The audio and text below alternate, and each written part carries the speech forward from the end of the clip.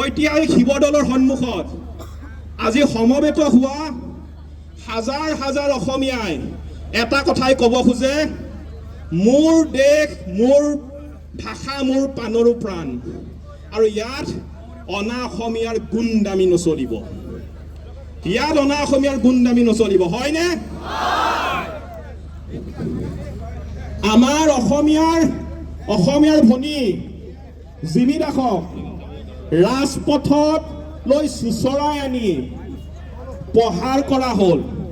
আৰু প্ৰহাৰ কৰা অনা অসমীয়া দুটা হৈছে অৰুণ লাহতি আৰু পোদ্দাৰ, মনীষ পোদ্দাৰ। গতিকে অৰুণ লাহতি আৰু মনীষ পোদ্দাৰ আজিৰ পৰা সাৱধান। অৰুণ লাহতি আৰু মনীষ পোদ্দাৰ আজিৰ পৰা তহঁতি সাৱধান, আজিৰ পৰা তহঁতি সাৱধান। তহঁতি জেলৰ পৰা জামিন লৈ যদি ভাবিছ হাৰি যাব নোৱাৰিবি। আমাৰ অসমীয়া ৰাইজৰ আদালতত এতিয়াও তহঁতৰ বিচাৰ হোৱা নাই।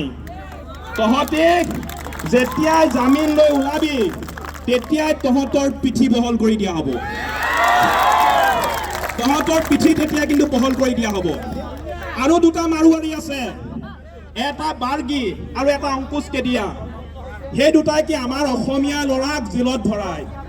আজি কৈ দিব বিচাৰিছো যে শিৱসাগৰত এই ধৰণৰ অনা অসমীয়াৰ দাদাগিৰি আজিৰ পৰা নচলিব, আজিৰ পৰা নচলিব। আমি কালি শুনিবলৈ পাইছো শিৱসাগৰত বোলে মাৰোৱাৰীয়ে মাৰোৱাৰী প্ৰিমিয়াৰ লীগ পাতে, ভোজপুৰীয়ে বোলে ভোজপুৰী প্ৰিমিয়াৰ লীগ পাতে। আজিৰ পৰা আমি এটা কথা কৈ দিব বিচাৰিছো, শিৱসাগৰত Marwari premier league, Bhojpuri premier league এইবিলাক নহ'ব, এইবিলাক নহ'ব। শিৱসাগৰত যেতিয়া আছে শিৱসাগৰ প্ৰিমিয়াৰ লীগ হ'ব লাগিব।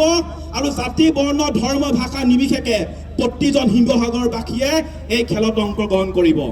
আমি ইতিমধ্যে কৈছো যে শিৱসাগৰত থাকিলে কোনো অনা অসমীয়াই সংগঠন কৰিব নোৱাৰিব। শিৱসাগৰত থাকিলে শিৱসাগৰ খিলঞ্জীয়া ভূমিপুত্ৰসকলে জাতীয় জনগোষ্ঠীয় দল সংগঠনবিলাকৰ লগত একত্ৰিত হৈ অসমৰ কাৰণে মাত মাতিব লাগিব। ইয়াত ভোজপুৰী ছাত্ৰ সন্থা, মাৰোৱাৰী যুৱ মঞ্চ আৰু বেংগলী যুৱ ছাত্ৰ ফেডাৰেশ্যন এইবিলাকক কিন্তু ইয়াত সংগঠন কৰিব নোৱাৰিব। আৰু কৰা দেখিলে আমাৰ ল'ৰা কিন্তু পিটিব, সঁচা কথা। জাতীয়তাবাদী চেণ্টিমেণ্টটো কেতিয়াও আঁতৰি নাযায়। শিৱসাগৰ মানুহখিনিৰ মাজত জাতি, বৰ্ণ, ধৰ্ম, ভাষা নিৰ্বিশেষে সকলোৱে এটা কথাই জানে যে আমি গৌৰৱী অসমীয়া, আমি অসমত বসবাস কৰা থলগিৰি খিলঞ্জীয়া। আৰু 98% থলগিৰি খিলঞ্জীয়া বসবাস কৰা এইখন শিৱসাগৰত যেতিয়াই থলগিৰি এজনী জীয়াৰীৰ ওপৰত বহিৰাগত বনিয়াৰ দুষ্ট চক্ৰই দিন দুপৰতে যেতিয়া তেওঁৰ গাৰ বস্ত্ৰ ফালিলে, যেতিয়া তেওঁ ৰাজপথত গুলকৈ পিটিলে, সেই সময়ত আমি আৰু বুজিবলৈ বাকী নাথাকিল যে 98% খিলঞ্জীয়া বসতি প্ৰধান এইখন শিৱসাগৰটো বহিৰাগতৰ দপদপনি ক্ৰমান্বয়ে বাঢ়ি গৈছে আৰু খিলঞ্জীয়াৰ অস্তিত্ব বিপন্ন হৈছে। এই যে খিলঞ্জীয়াৰ অস্তিত্ব বিপন্ন হৈছে, এই যে অসমীয়া অধিকাৰী হেৰুৱাৰ উপক্ৰম ঘটিছে, তাক লৈ ৰাইজ একত্ৰিত হৈছে।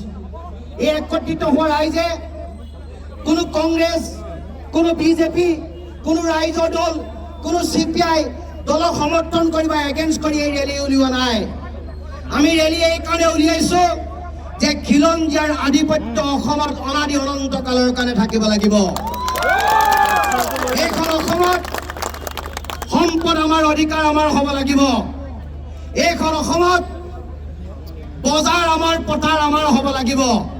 আৰু এই শ্লোগানে আগবাঢ়িবলৈ যাওঁতে এখিনি দুষ্ট চক্ৰই খিলঞ্জীয়া থলগিৰি ৰাইজৰ পক্ষত নাথাকি কেইটামান পইচাৰ বিনিময়ত বহিৰাগত দুষ্ট চক্ৰৰ পক্ষত লোৱা দেখা যায়। আমি আজি এইকাৰণে ক্ষোভিত হৈছো যে আমি আজি চিতু বৰুৱা শৃংখল চলি আহোঁতে বা আমি কিয় ক'বলগীয়া হৈছে যে তোমালোকে শিৱসাগৰত অনা অসমীয়াৰ সংগঠন তোমালোকে কৰিব নোৱাৰিবা। এই কথাটো ক'বলৈ যাওঁতে ফেচবুক, হোৱাটছআপ বা কোনো মানুহৰ অনুগতসকলে আমাক সমালোচনা কৰিছে, আমাক কৈছে যে তোমালোকে ভোজপুৰী সংগঠনক এগেইনষ্ট কৰিছা, মাৰোৱাৰী সংগঠনক তোমালোকে এগেইনষ্ট কৰিছা, বেংগলী ফেডাৰেশ্যনক তোমালোকে শিৱসাগৰত এগেইনষ্ট কৰিছা, কিন্তু তোমালোকে আমচুক কিয় ইয়াত এগেইনষ্ট কৰা নাই?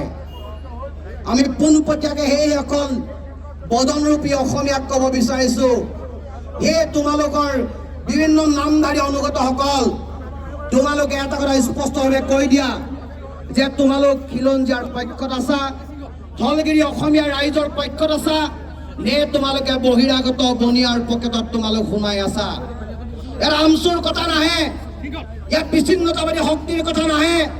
আমি এইকাৰণে তেখেতলোকক বেন কৰিছোঁ যে যি সময়ত শিৱসাগৰৰ মাৰোৱাৰী সম্প্ৰদায়ৰ এজনী ছোৱালী সৰিতা তছনিৱাল, তেখেতক যেতিয়া ডিব্ৰুগড় মেডিকেল কলেজত ৰেপ কৰি হত্যা কৰা হৈছিল, কোনে হত্যা কৰিছিল?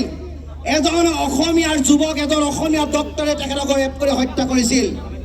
তাৰ বিৰুদ্ধে শিৱসাগৰ ৰাজপথ উত্তাল হৈছিল, এনেধৰণেই প্ৰতিবাদ হৈছিল, আৰু সকলোৱে কৈছিলোঁ যে সেই দুষ্কাৰ্য সংঘটিত কৰা ব্যক্তিজনক জেল হাজতলৈ প্ৰেৰণ কৰক।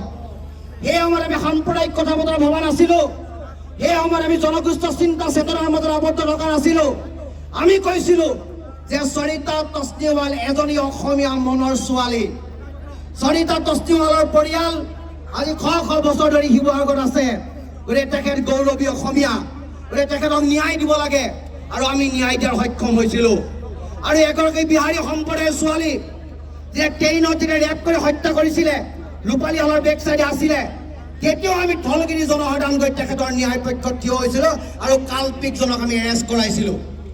কিন্তু আমাৰ যেতিয়া ধলগিৰি এই জীয়াৰীজনীক দিন দুপৰতে ৰাজপথত যেতিয়া বস্ত্ৰ হৰণ কৰা হ'ল, ফিজিকেলি এছাল্ট কৰা হ'ল, তোমালোক কিয় মনে মনে থাকিলা? কিয় মাৰোৱাৰী যুৱ মঞ্চ, মাৰোৱাৰী পঞ্চায়ত, মাৰোৱাৰী জনদাতব্য সংস্থা, ভোজপুৰী ছাত্ৰ সন্থা, ভোজপুৰী যুৱ পৰিষদ, বেংগলী ছাত্ৰ ফেডাৰেশ্যন, তোমালোকে কিয় এটা অনুশোচনামূলক, অনুকম্পামূলক এটা বাইট তোমালোকে নিদিলা?